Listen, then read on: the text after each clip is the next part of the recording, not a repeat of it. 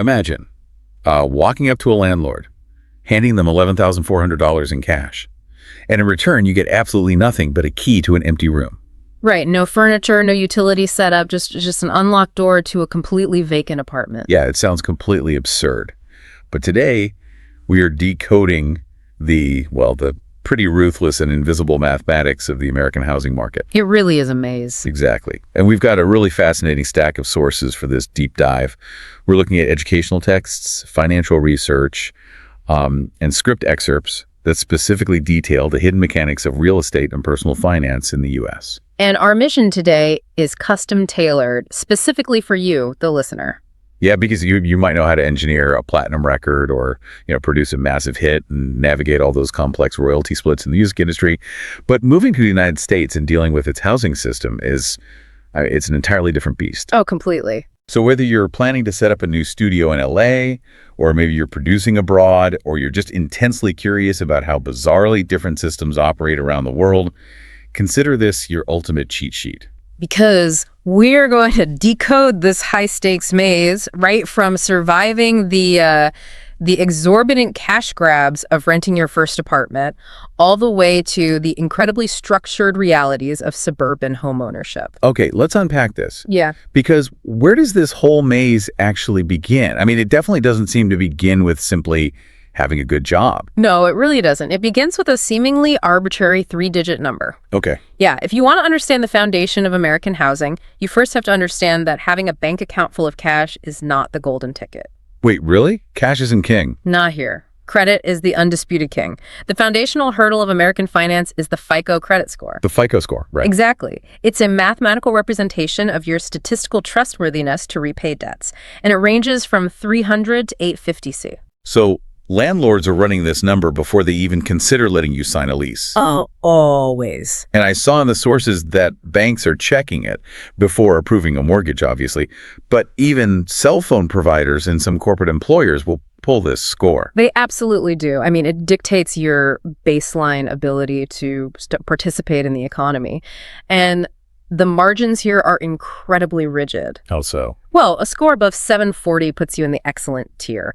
The doors fly open, you get the lowest interest rates, and financial transactions are relatively frictionless. Okay, so 740 is the goal. Right. But if that score drops below 600, you are instantly categorized as subprime. Oh, wow. Yeah. At that level, you face constant automated rejections, or, you're charged exorbitant interest rates to compensate the lender for the perceived risk of doing business with you. And this brings us to a massive, immediate hurdle mentioned in our sources, specifically for immigrants or expats. It's just a brutal catch-22. It really is a paradox. Let's say you were a highly successful producer in your home country, right? You could literally be a millionaire living in London or Tokyo. You have a flawless financial record. You've never missed a payment in your life. Yeah. But the moment you cross the border into the United States, your credit score is exactly 0. Because credit histories simply do not cross international borders. Right. You arrive as what the sources call a credit ghost, which makes me think of, like, trying to get into an exclusive VIP club, right? Right, yeah. The bouncer at the door, they don't care how much cash is in your wallet. You need a very specific VIP ID card. But the catch is, you can only get that ID by already being inside the club. That is a perfect analogy. It's an incredibly disorienting experience for newcomers who are accustomed to having leverage. Yeah, you have the verified income, you have the liquid assets, but the algorithm essentially refuses to acknowledge your existence. So how do you actually break out of that paradox? Well, you have to play a very deliberate game to appease the mathematical gatekeeper. The most common solution, and the one heavily outlined in our sources, is acquiring a secured credit card. Wait, reading through the mechanics of this in the text, it sounds completely counterintuitive. How so? Well, I go to a bank, I hand them my own $500 in cash as a deposit, and in return, they give me a credit card with a $500 limit. Right. So I'm essentially paying a bank to put training wheels on my own money, just so their algorithm can watch me spend it. I mean, that is functionally exactly what you were doing. That's wild. It is, but what you are purchasing with that $500 deposit is not actually credit. You are purchasing the opportunity to be tracked by the FICO scoring model. Ah, So you use that card for basic expenses like groceries, coffee, and then you pay the balance in full every single month. And after about 6 to 12 months of this highly monitored behavior, the algorithm finally generates your first actual credit score. But the sources stress that it requires meticulous discipline. It's not just about paying the bill on time. Yeah, not at all. There is a secondary metric running in the background called the credit utilization ratio. Yes, and understanding this ratio is vital to actually growing that score. The algorithm wants to see that you have access to credit, but that you aren't desperate to use all of it. Okay, so if your limit is $1,000, you should ideally never spend more than $300 on that card at any given time. got it. It's basically like leaving headroom in a mix. Oh, I like that. Yeah, if your track is peaking at 0 decibels the entire time, it sounds distorted, stressed out, and risky to the mastering engineer. Right. The FICO algorithm acts the same way. It sees maxed out credit cards as financial distortion. Yeah. You need to keep your spending low, leaving plenty of headroom to mathematically prove you are in total control of your levels. That's a highly accurate way to visualize it. Uh-huh. You must maintain low utilization to prove to the system that you use credit as a tool, not as a lifeline. Okay, so let's say you've put in the time. You spent the 6 to 12 months carefully managing your headroom, you appease the gatekeeper, and you finally have a solid 3-digit FICO score. You're officially on the grid. Exactly. Now you actually have the leverage to try and find a place to live, which drops you right into what we could call the rental gauntlet. Gauntlet is definitely the right word for it. Because the rental market in the U.S., particularly in major cities, operates on its own incredibly strict mathematical rules. Yeah, the primary barrier to entry you will encounter is the 3x rent rule. The 3x rule. Yes. Most corporate landlords and large property management companies require documented proof that your gross monthly income, so your income before any taxes are taken out, is at least 3 times the monthly rent. So if you find a modest apartment for $2,000 a month, you have to prove on paper, usually with recent pay stubs or tax returns, that you make a minimum of $6,000 a month. Exactly. And if you are a student or, say, an independent contractor with variable income or a newcomer whose credit score is still considered too thin, the landlord will usually demand a guarantor or a cosigner. Someone to back you up. Right. This is a third party, often a family member with excellent credit or a specialized corporate service, who legally signs the lease alongside you. They are providing a legally binding promise to the landlord that if you default on your rent, they will assume the full financial burden. Which, again, is entirely about the landlord minimizing their own risk. 100%. But the part of this rental gauntlet that truly shocked me in these sources is the sheer, overwhelming amount of upfront cash required. Specifically, this uniquely American concept called the broker's fee. Oh, yes. We touched on this in the very beginning, but I want to walk through the actual math provided in the text because it is just staggering. It is one of the most significant financial hurdles for anyone moving to major metropolitan hubs like New York City or Boston. So let's use the New York City example from the source. You want to rent a $3,000 a month apartment. First, you obviously have to pay the first month's rent up front. So that's $3,000. Right. Next, the landlord requires a security deposit, usually equal to 1 month's rent, held in escrow to cover any potential damages you might cause. That's another $3,000. Which, holding a security deposit is standard practice in most global housing markets. It is, yeah. But then comes the broker's fee.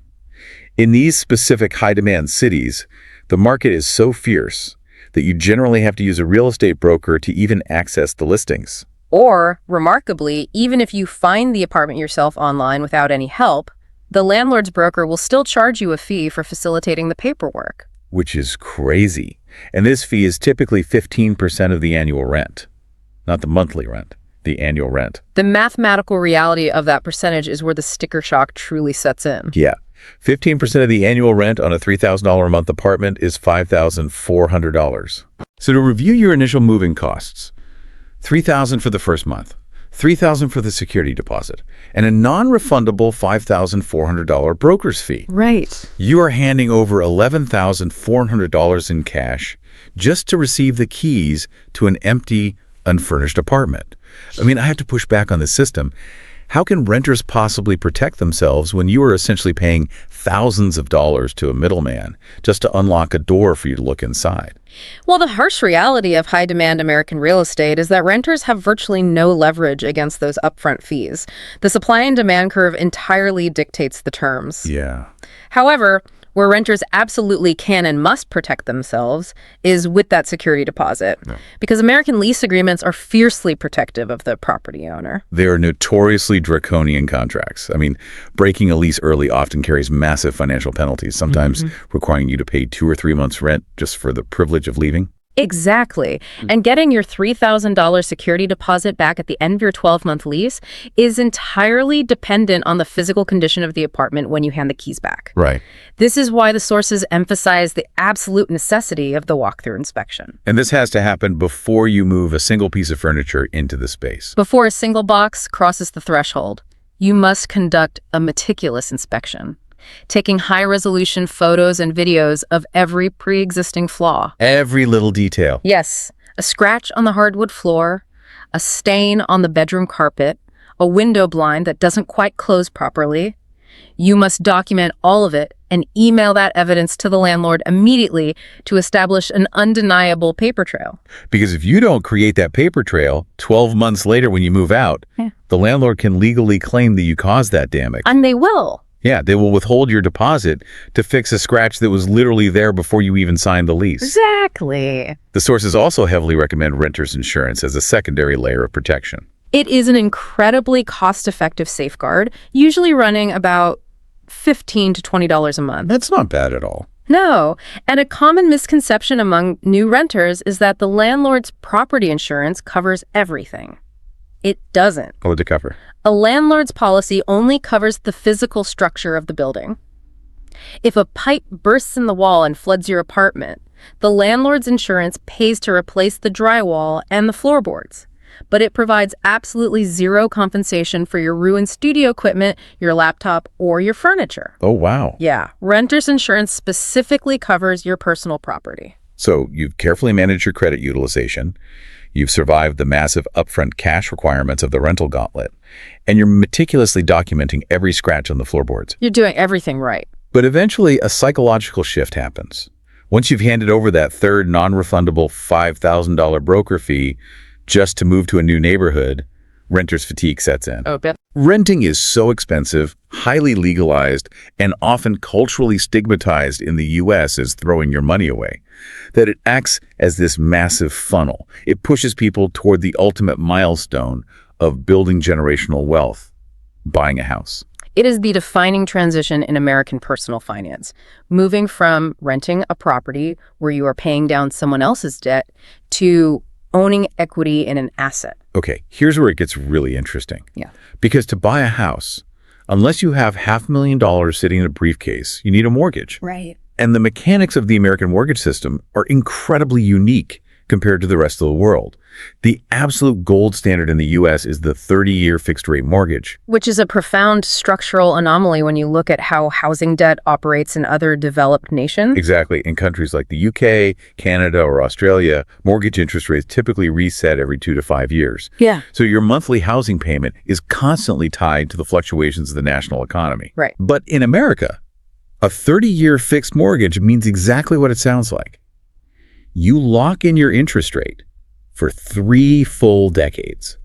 If you buy a house with a 3% interest rate and national inflation causes rates to skyrocket to 8% a few years later, your monthly payment never changes. It acts as a massive, unparalleled financial stabilizer. It allows American families to precisely forecast their largest monthly expense 30 years into the future. But wait, why would banks even do that? Well, the reason the U.S. financial system can even offer a 30-year fixed rate, which inherently carries massive inflation risk for a bank, is because government-backed entities operate in the background. They buy up these loans from the initial lenders and absorb that long-term risk. But to get access to that magical stabilizing mortgage, the traditional expectation is that you need to put down 20% of the home's purchase price in cash. On a $400,000 house, that is an $80,000 down payment.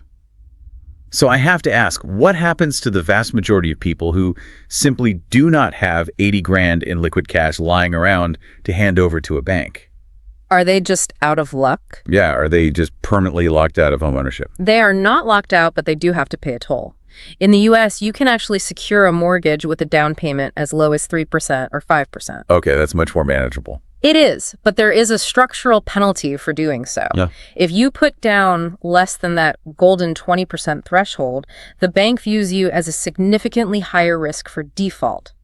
To mitigate that risk, they force you to pay PMI. PMI. Yes, which stands for private mortgage insurance. So it's an extra mandatory fee piled on top of your standard mortgage payment. Yes, typically an extra $100 to $300 every single month. And what's fascinating here is understanding why it exists and who it actually serves. Huh?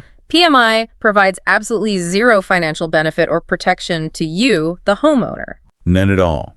You are paying a monthly premium purely to insure the bank. Precisely.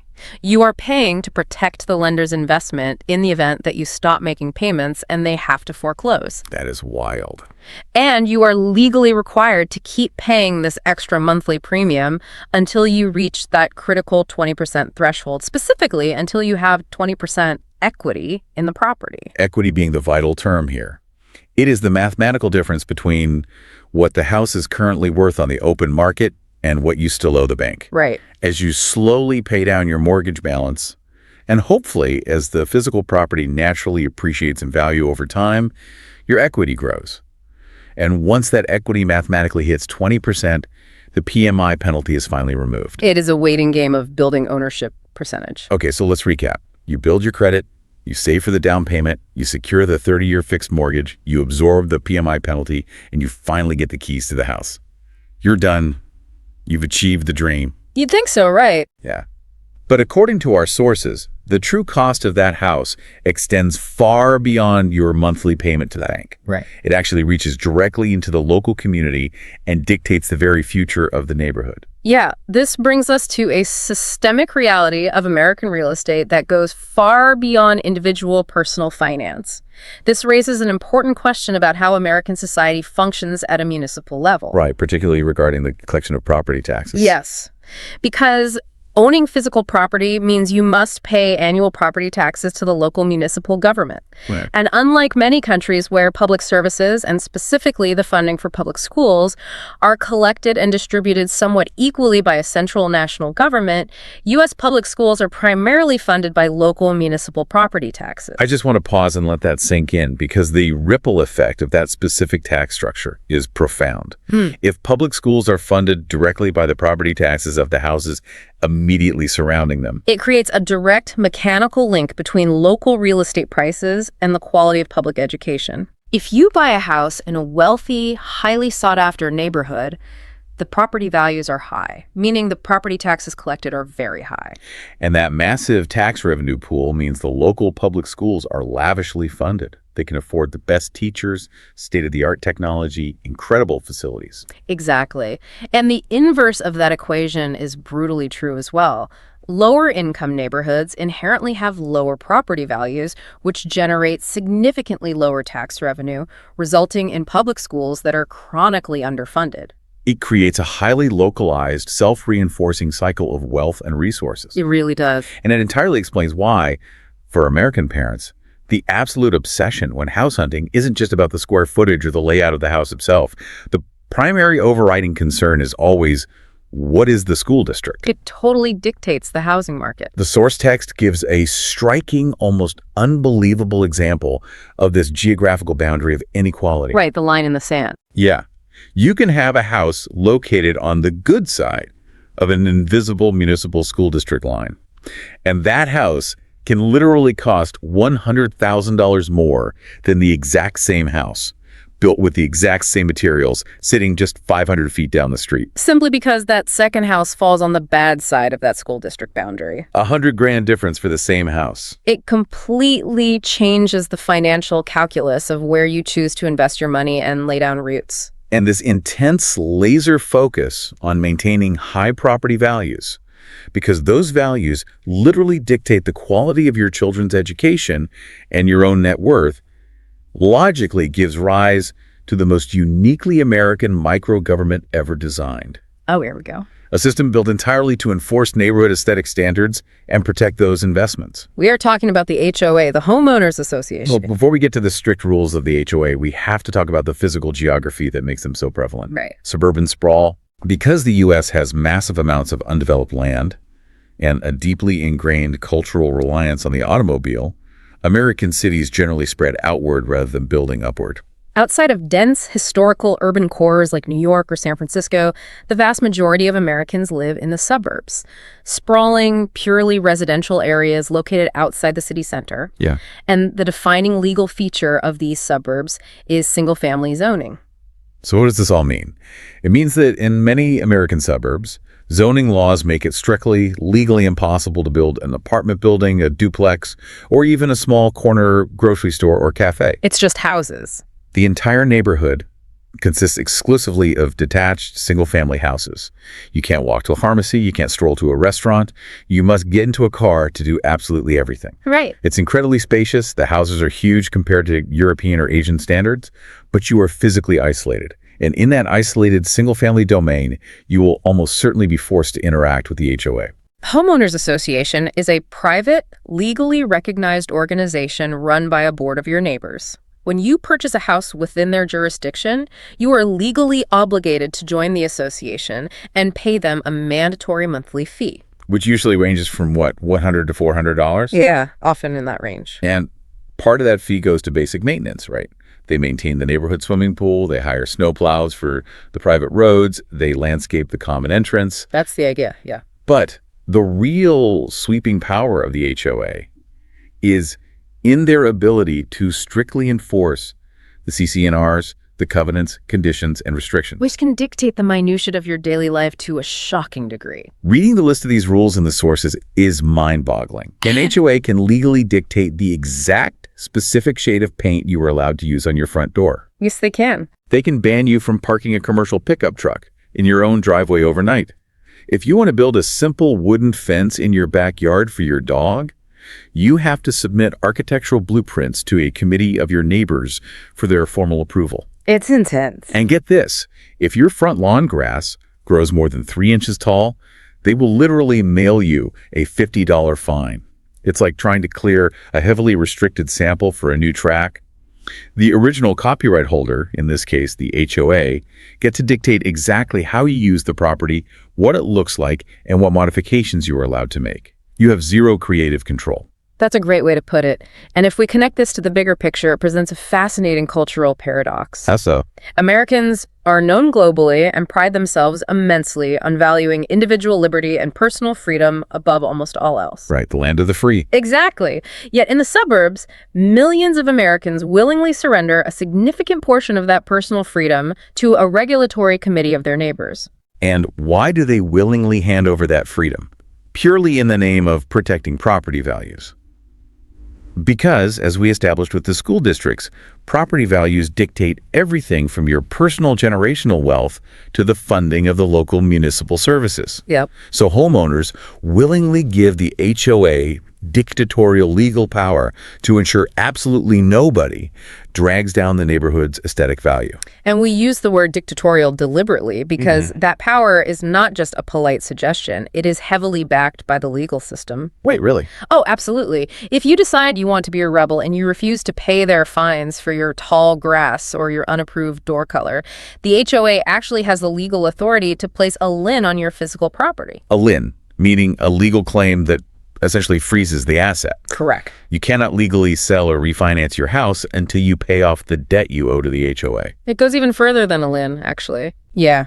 In extreme cases of unpaid dues or fines, the HOA can actually foreclose on your house. They can utilize the legal system to force the sale of your home, evict you, and use the proceeds of that forced sale to collect the debts you owe them. It is truly unbelievable. You navigate the labyrinth of the credit system, you survive the predatory fees of the rental market, you save the down payment, you secure the 30-year mortgage, you finally own the physical home, but your neighbors can legally force you out of it if you don't follow their landscaping rules. It is a highly legalized, heavily enforced, and deeply complex environment. So, bringing this all together into a survival guide for you, the listener. If you are entering this system, whether to build a studio or just to live, here is the cheat sheet. Take notes. First, Treat that FICO credit score as your absolute highest financial priority. Get a secured card, keep the utilization low to maintain your headroom, and never, ever miss a payment. Second, if you are renting, read every single line of that draconian lease and meticulously document the apartment's physical condition with photos to survive the rental gauntlet and protect your deposit. Take photos of everything. Everything. And third, if you decide to jump into homeownership, remember that the listing price on the website is just an illusion.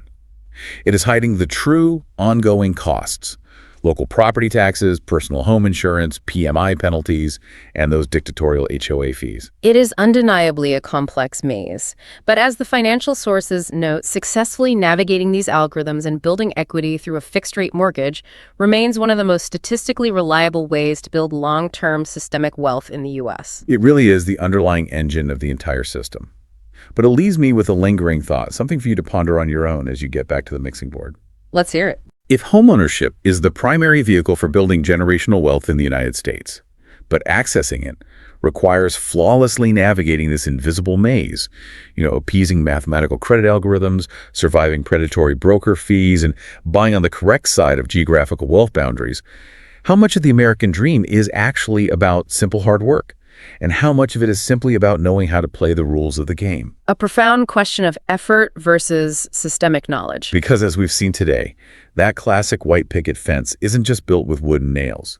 It is built on a foundation of invisible, ruthless mathematics. Thanks for taking this deep dive with us.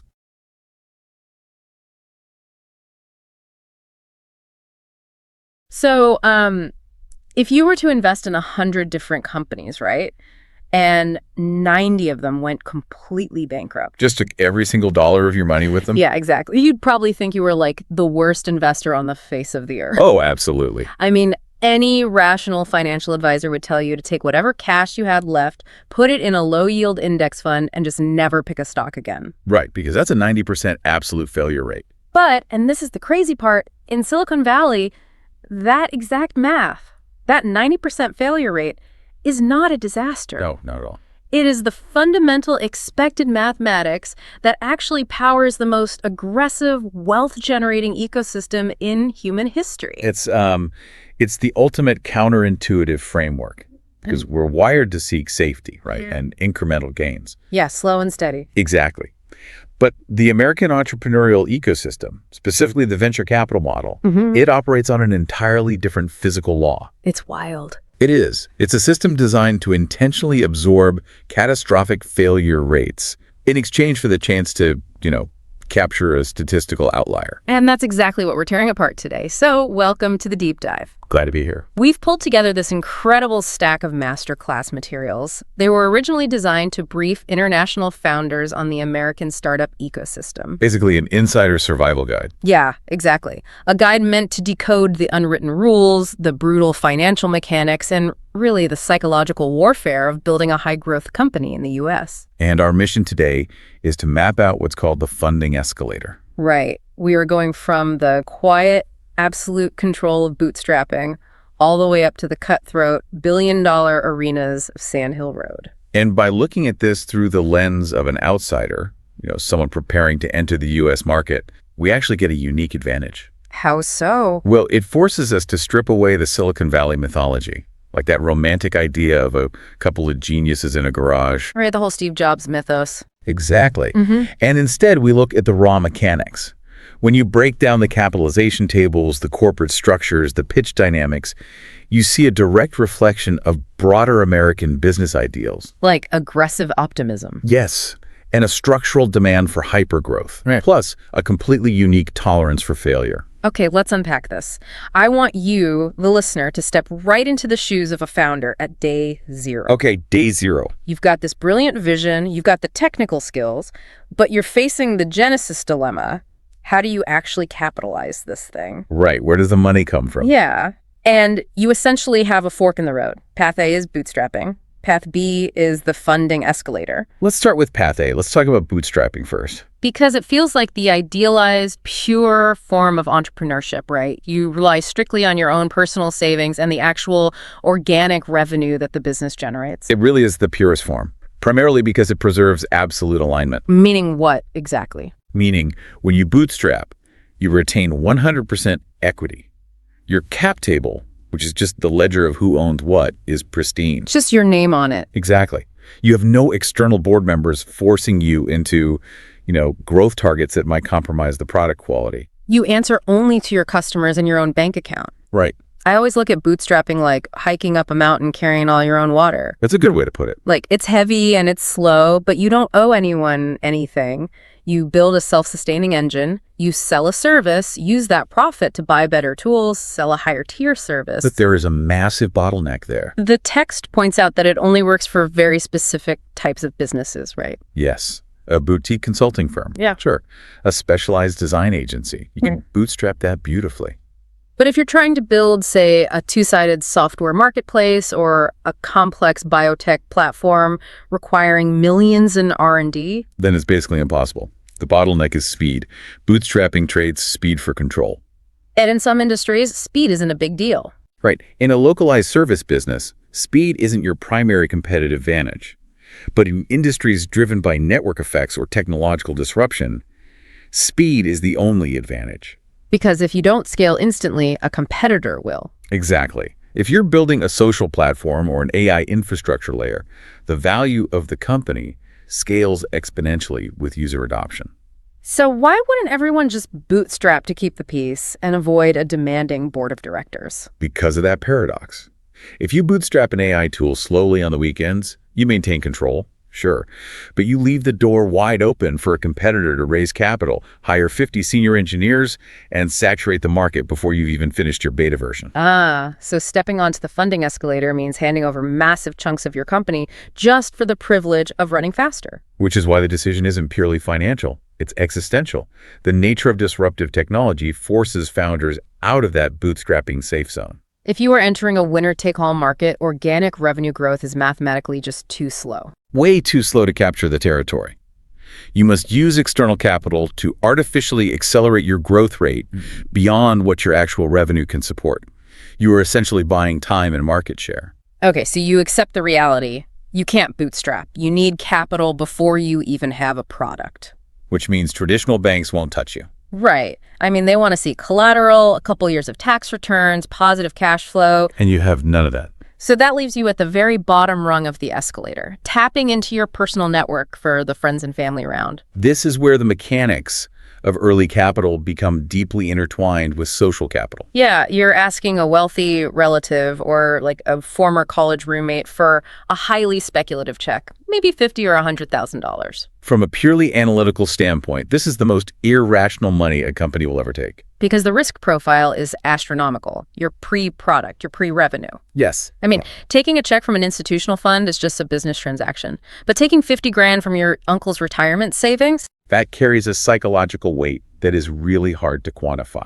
If the business fails, you haven't just written off an investor's capital. You've potentially destroyed a deeply personal relationship. It is incredibly risky. It honestly seems like the only way to bridge that initial gap is relying on sheer nepotism or personal privilege at the very beginning. And that privilege gap is a massive structural reality of the ecosystem. It's an undeniable barrier. But putting the sociological implications aside for just a moment, let's look at the functional utility of that initial capital. Right. What is that money actually for? Yeah, what does that first $50,000 do? It has a singular hyper-focused purpose.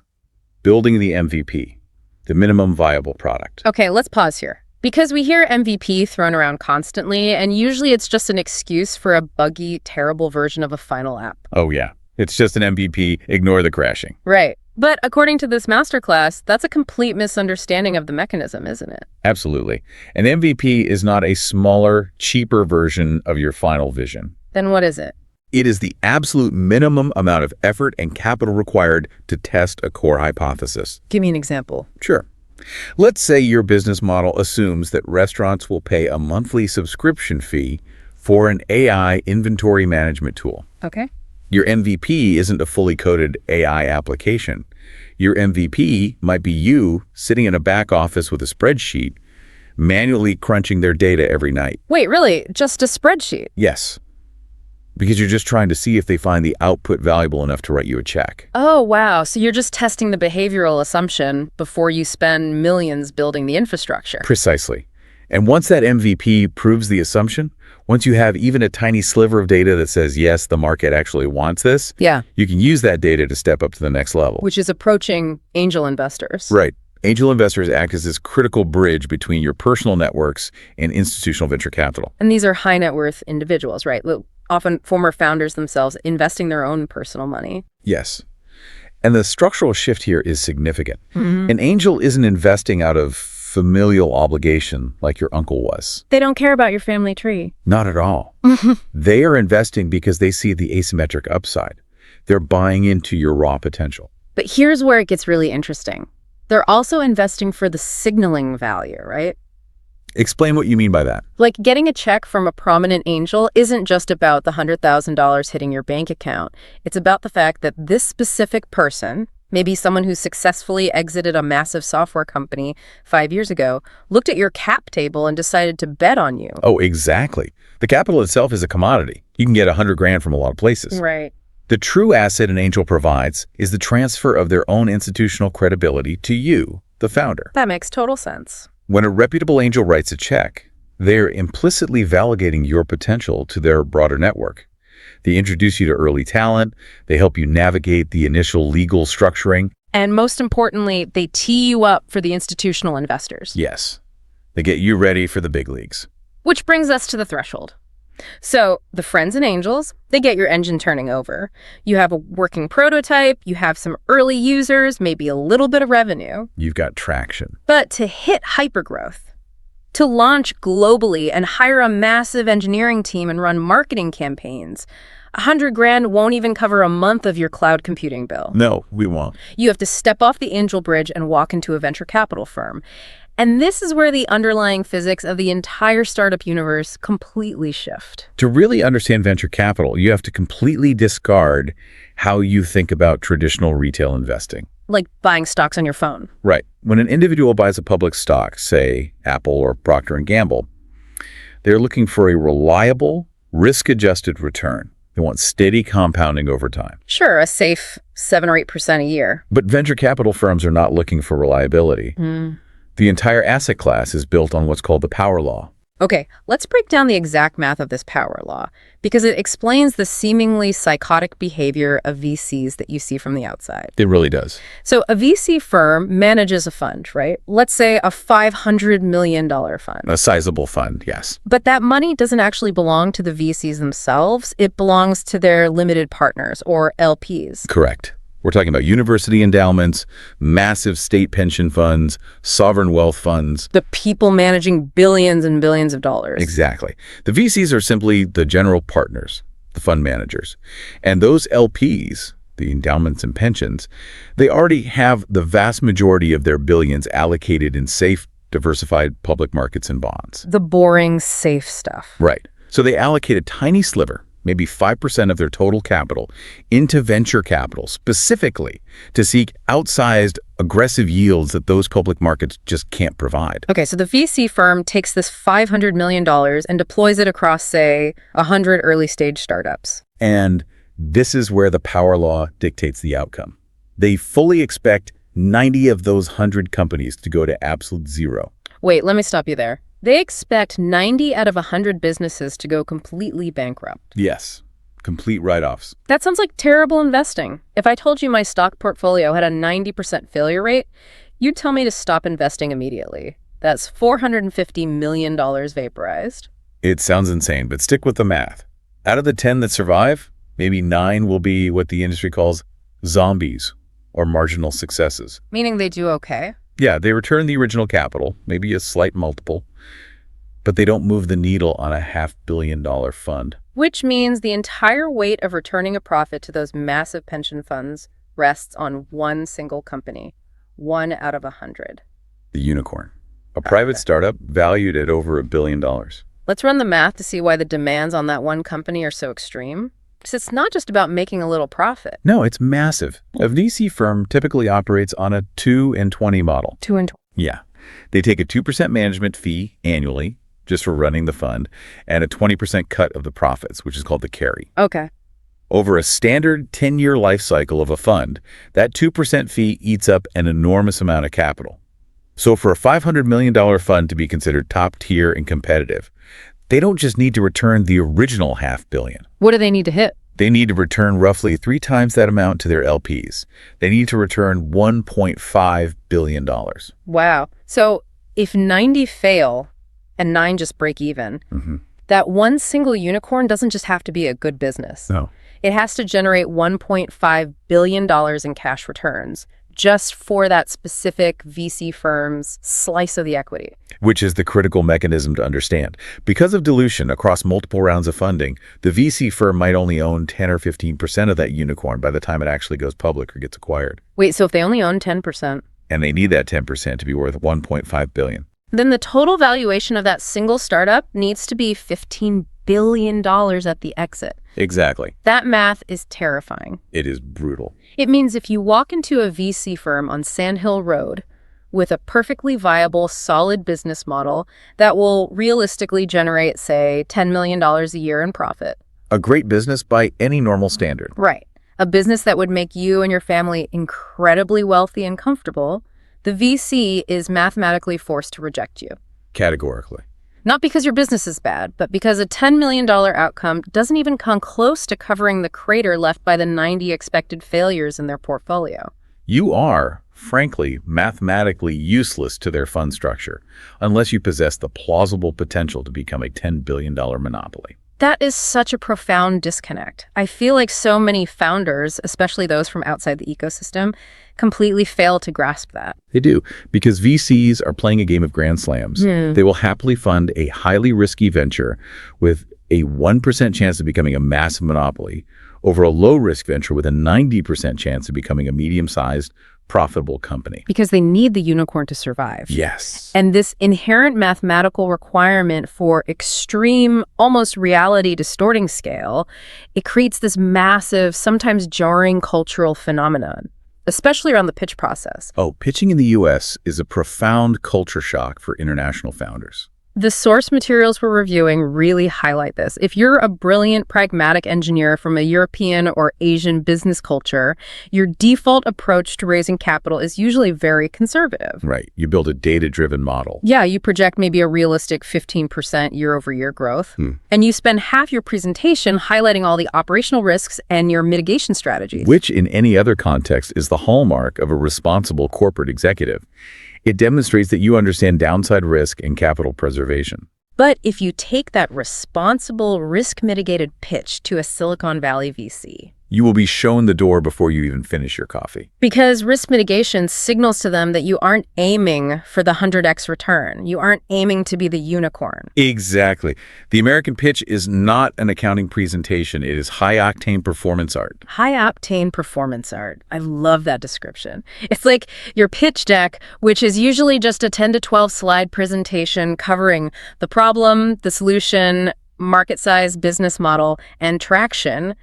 It's not a report, it's a movie trailer. That's a perfect analogy. It's an emotional narrative. And it must be so bizarre for a deeply technical founder from overseas to suddenly be forced to act like a charismatic televangelist just to get funding. It requires a profound psychological pivot. You have to transition from engineering constraints to visionary storytelling. The pitch isn't about proving your current revenues. It's about painting an audacious, almost uncomfortably aggressive vision of a future where your company dominates an entire sector of the global economy. It's less of a business plan and more of a theological argument. Yes. You have to convince these incredibly skeptical, highly analytical investors who manage billions of dollars to just suspend their disbelief. And you do that through confidence. The subtext of the pitch is entirely psychological.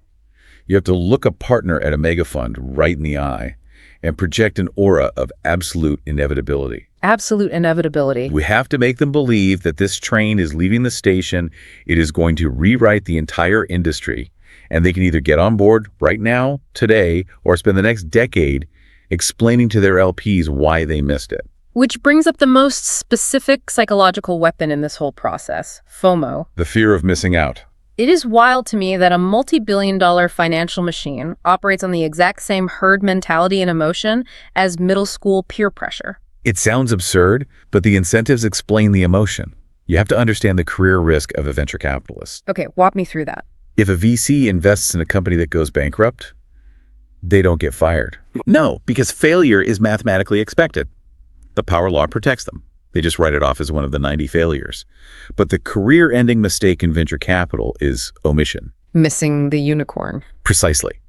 If a junior partner at a major firm reviews the seed deck for, say, Uber or Airbnb and passes on it because they thought the valuation was a little high, Oh, man. and then that company goes on to become a $50 billion behemoth, that partner will wear that mistake for the rest of their career.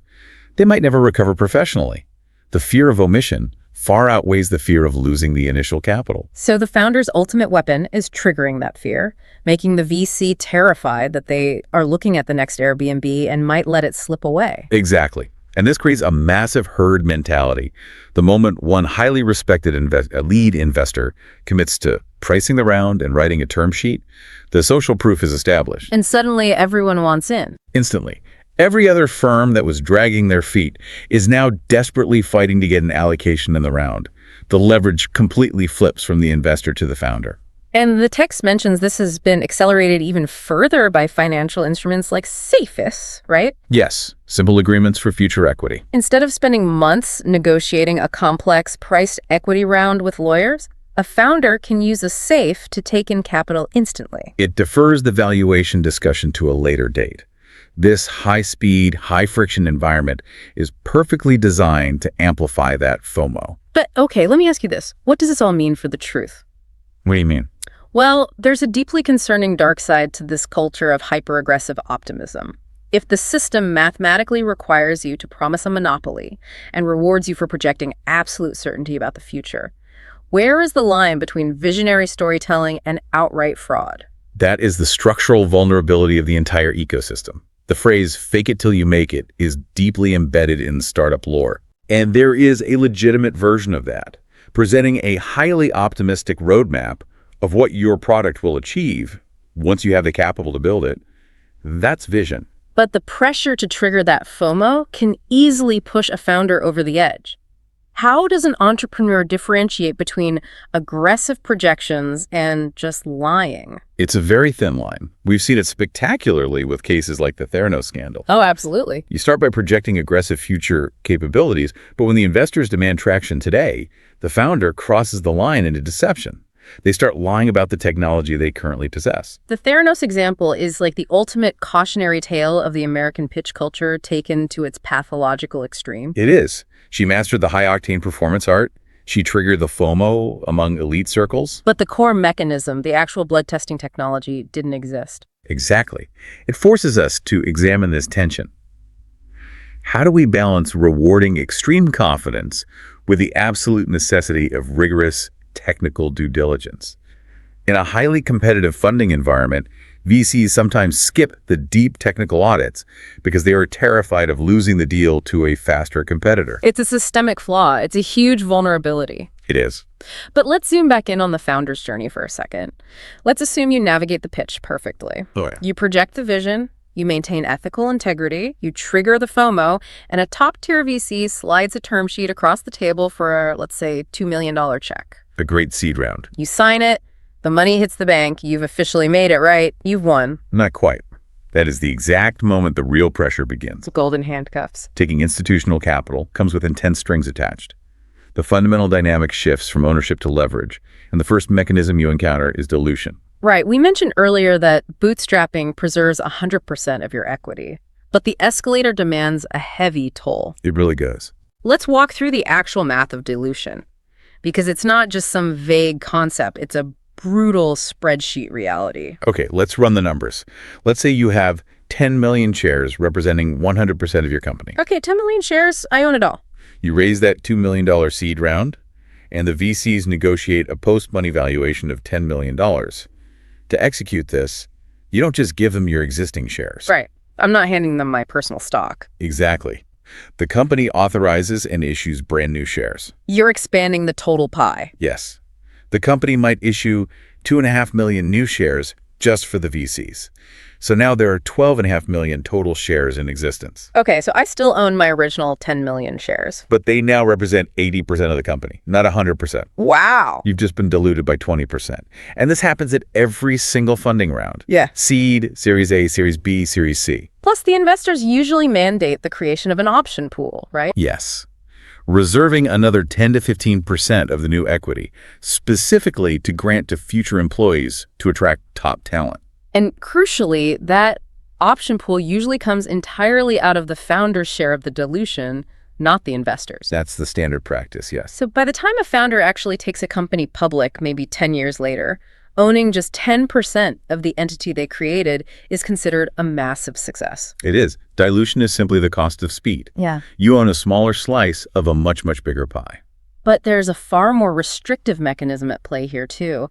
The true golden handcuff. The vesting schedule. This concept is incredibly jarring for first-time founders. I mean, think about it. You literally invented the technology. You incorporated the business. You raised the capital. Right. Yet the moment you take VC money, you don't actually own all your own shares on day one anymore. No, you don't.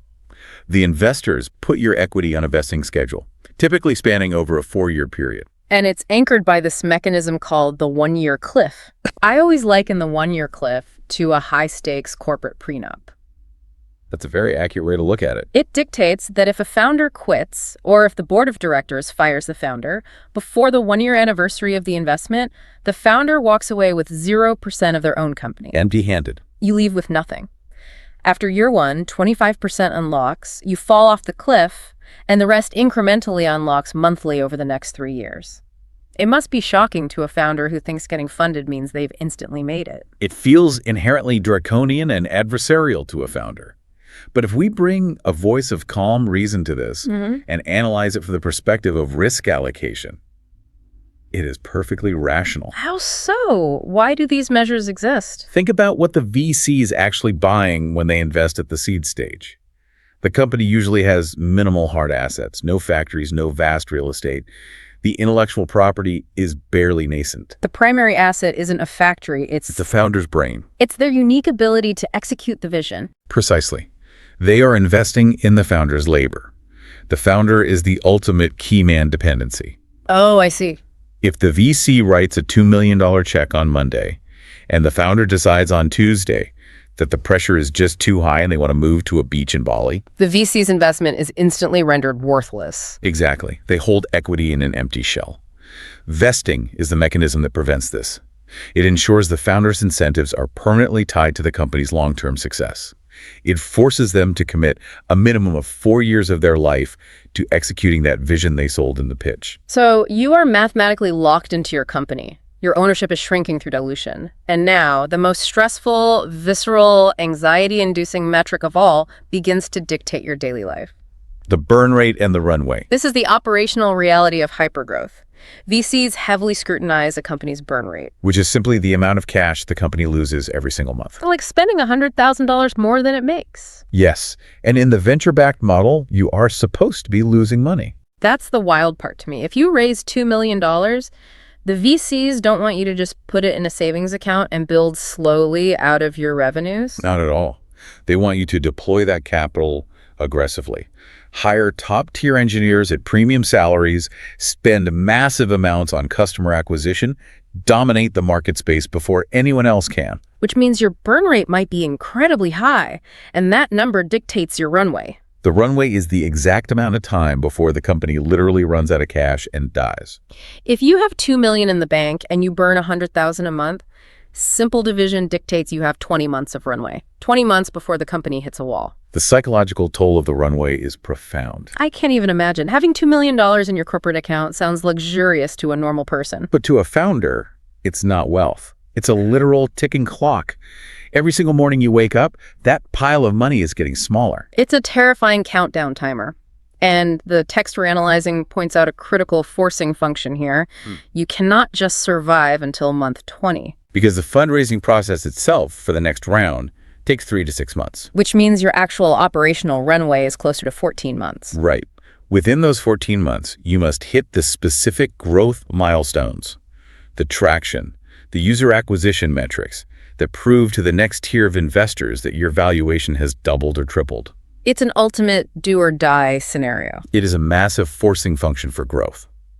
This is where all the previous concepts, the MVP, the traction, the hypergrowth, they must all materialize into reality. If you hit those metrics, you raise a Series A, the bank account is replenished, and the clock resets. But if you miss those metrics, if the product launch is delayed or customer acquisition costs are too high and the runway ends, You fall into the valley of death. You can't raise external capital, and your organic revenue isn't high enough to cover the massive overhead you built. and the company becomes one of the 90 failures the VCs mathematically expected all along. It's a completely ruthless environment. Having surveyed this intense, cutthroat, but highly rewarding landscape, how does an outsider actually prepare to enter it? That's where the survival guide portion of these materials comes in. It offers very specific takeaways for international founders. Let's go through them. First up is a huge, unforced error that kills countless companies before they even pitch: legal and visa prerequisites. Yes, a founder operating out of a garage might assume they can figure out the legal paperwork later. They might form a standard LLC, a sole proprietorship, because it's cheap and offers pass-through taxation. Which sounds great for a small business. But the venture capital ecosystem has incredibly rigid structural requirements. VCs categorically reject LLCs. Why is that? It comes back to the LPs, the endowments and pension funds. Many of these entities are tax-exempt or foreign. If a VC fund invests in an LLC, the pass-through taxation means the LLC's operational losses or gains flow directly onto the tax returns of the LPs. Oh, wow. It creates a massive administrative nightmare. Institutional investors absolutely refuse to deal with it. So the VCs force the founders to incorporate as a C Corp, specifically a Delaware C Corp. Exclusively a Delaware C Corp. Delaware has the most established corporate case law in the world. It provides absolute predictability for board governance. Plus, a C Corp allows investors to potentially take advantage of tax exemptions that can shield millions in returns. So if a founder shows up with an LLC, the VC will just pass. Purely on the legal friction alone. And for international founders, there's an added layer of visa complexity. Yes, this is critical. We see stories of brilliant techno founders on F1 student visas or H-1B employer-sponsored visas. They build an incredible MVP, but they fundamentally lack the legal authorization to act as the primary shareholder and CEO of a new C Corp. And during the rigorous legal due diligence of a Series A, when the VC's lawyers forensically audit every single document, these visa missteps can completely destroy the deal. Which is why the guide insists on consulting an immigration and corporate lawyer immediately, before writing a single line of code. It is the defensive bedrock required to participate in the offensive game. The second and third pieces of advice from the survival guide deal with the cultural shift. You have to leave modesty at the door and advocate aggressively. And perhaps, most uniquely, you must embrace the American attitude toward failure, framing past mistakes as necessary stepping stones. I want you, the listener, to really reflect on that last point. How liberating is it to be told that your past failures aren't a scarlet letter, but actually a badge of honor you should brag about in a pitch? It is a profound cultural difference. In many global economies, a bankruptcy implies untrustworthiness. But the Silicon Valley model views a failed startup as an intense, highly condensed educational program. Because if a VC expects a 90% failure rate, they know they're going to be dealing with failed founders constantly. Right. If a founder took a company to Series A, navigated board dynamics, and ultimately failed, that founder is incredibly valuable. They have already paid the tuition of early-stage mistakes using someone else's capital. It's all part of mastering this complex, high-stakes game of legal, financial, and cultural chess. The strict legal due diligence is basically the counterbalance to the wild storytelling of the pitch. So to recap this wild journey we've been on today, we've gone from the quiet, self-reliant paths of bootstrapping all the way to the hyperspeed, FOMO-driven, mathematically ruthless world of the venture capital escalator. We've covered the stark realities of dilution, burn rates, and that incredible 90% failure expectation. But before we go, I want to leave the listener with one final unmentioned idea to mull over based on the logic of this source text. Okay, let's hear it. If the entire American VC system is mathematically designed to hunt exclusively for the 1 in 100 unicorn that disrupts the globe, what happens to all the incredible human talent, time, and innovation lost in the 90% of expected failures? That is a phenomenal question. Are we sacrificing perfectly viable, world-improving businesses, the solid horses, simply because the financial structure demands a unicorn? Are we burning down perfectly good houses just because they couldn't turn into skyscrapers? It really challenges the assumption that the VC model is the best way to build businesses rather than just the best way to generate returns for institutional investors. It's definitely something to think about. Thank you so much for joining us for this deep dive. Wherever you are in your own learning journey or your own execution phase, keep your burn rate low and keep your vision audacious. We'll see you next time.